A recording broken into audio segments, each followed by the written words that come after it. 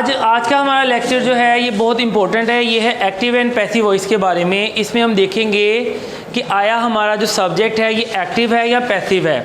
तो सब्जेक्ट की प्लेसमेंट जो है ये बहुत इंपॉर्टेंट है। ये हमें बताएगी कि क्या वो एक्टिव है या पैसिव है। अगर फर्स्ट सेंटेंस को देखते हैं, ही ईट्स एन एप्पल, इसमें ही जो है ये सब्जेक्ट है यानी फाइल है, काम करने वाला है। ये डूअर है, परफॉर्मर ऑफ एन एक्शन है, और एन एप्पल जो है ये ऑब्जेक्ट है।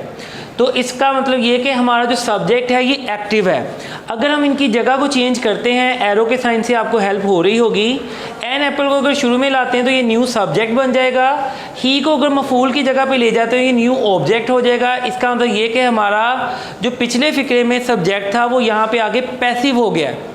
तो आपने एक्टिव और पैसिव वॉइस में ये चंद चेंजेस को जहन में रखना है, ये आपको फ़ायदा देंगी। फर्स्ट ऑफ ऑल आपने ये देखना है कि आपने ऑब्जेक्ट और सब्जेक्ट की जगह को बदलना है। जैसे ही जो है यहाँ के हिम हो गया और एन एप्पल को हमने यहाँ ले आए तो ये न्यू सब्जेक्ट बन गया। एक चीज़ आपने याद रखनी है कि पैसिव वॉइस में हमेशा हेल्पिंग वर्ब का इस्तेमाल होगा, खा कोई भी टेंस हो, और इसमें हमेशा थर्ड फॉर्म ऑफ वर्ब का इस्तेमाल हमने करना है।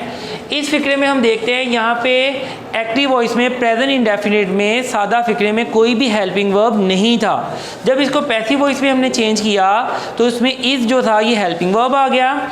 यहाँ पे देखें फर्स्ट फॉर्म इस्तेमाल हो रही थी, जबकि पैसिव वॉइस में हमने थर्ड फॉर्म ऑफ वर्ब का इस्तेमाल किया। मैं रिपीट करता हूँ कि इसमें हम ऑब्जेक्ट और सब्जेक्ट की जगह को बदलेंगे, यानी फ़ाइल और मफूल की जगह को बदलेंगे। इसमें हमेशा हेल्पिंग वर्ब का इस्तेमाल करेंगे और इसमें थर्ड फॉर्म ऑफ वर्ब का इस्तेमाल करेंगे। अगर हम देखते हैं प्रेजेंट इंडेफिनिट को, आज हम कंपैरिजन करेंगे प्रेजेंट इंडेफिनिट और पास्ट इंडेफिनिट को।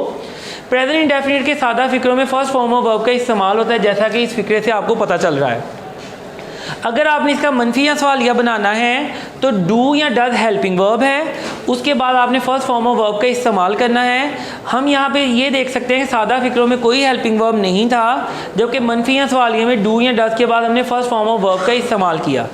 पैसिव वॉइस के हेल्पिंग वर्ब जो हैं वो डिफरेंट हैं एक्टिव वॉइस से। ये हैं इज़, एम या आर। अकॉर्डिंग टू सिचुएशन हमने देखना है, आई के साथ एम है, ही, शी, इट या सिंगुलर नेम के साथ इज़, जबकि जमा के साथ वी के साथ, दे के साथ, यू के साथ या जमा नाम के साथ आर, उसके बाद थर्ड फॉर्म ऑफ वर्ब का इस्तेमाल करना है। अगर हम इसको कंपेयर करते हैं पास्ट इंडेफिनिट टेंस के साथ तो आपने सिंपली ये याद रखना है कि जो भी हेल्पिंग वर्ब है या वर्ब है उसकी सेकंड फॉर्म बना देनी है। जैसे यहाँ पे अगर ईट था तो एट उसकी सेकंड फॉर्म हमने देखी कि यहाँ पे फर्स्ट फॉर्म सेकंड फॉर्म में सादा फिक्रों में कन्वर्ट हो गई। इसी तरह अगर मनफी या सवालिया है तो डू या डज की सेकंड फॉर्म जो है वो डिड होती है, उसके बाद हम फर्स्ट फॉर्म ऑफ वर्ब का इस्तेमाल करेंगे। अगर हम इस फिक्रे को देखते हैं, he ate an apple, ate second form of verb है, जबकि ही जो हमारा सब्जेक्ट है, एन एप्पल हमारा ऑब्जेक्ट है। जब इनकी जगह चेंज करेंगे एन एप्पल शुरू में आ गया, क्योंकि ये पास्ट एक्टिविटी है, दैट्स वाई सिंगुलर होने की वजह से वॉज के बाद eaten third form of verb का इस्तेमाल किया। ही जो था ये ऑब्जेक्ट की जगह पे जाके हिम हो गया।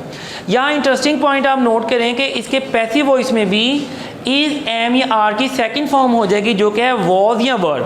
वॉज जो है इज़ की सेकंड फॉर्म है, एम की सेकंड फॉर्म है, आर की सेकंड फॉर्म जो वर है, और थर्ड फॉर्म ऑफ वर्ब जो है इसमें पैसिव वॉइस में हम इस्तेमाल कर रहे हैं। इसको अगर सम अप करते हैं तो ये इस तरह से है कि एक्टिव एंड पैसिव वॉइस में आपने ये ध्यान रखना है कि पैसिव वॉइस में जब कन्वर्ट करना है तो ऑब्जेक्ट और सब्जेक्ट की जगह बदलनी है, इसमें हेल्पिंग वर्ब लाजमी होगा और थर्ड फॉर्म ऑफ वर्ब का इस्तेमाल होगा। अगर आप इनको याद रख के हेल्पिंग वर्ब को और वर्ब को याद रखेंगे तो एक्टिव एंड पैसिव वॉइस आपके लिए आसान हो जाएंगे।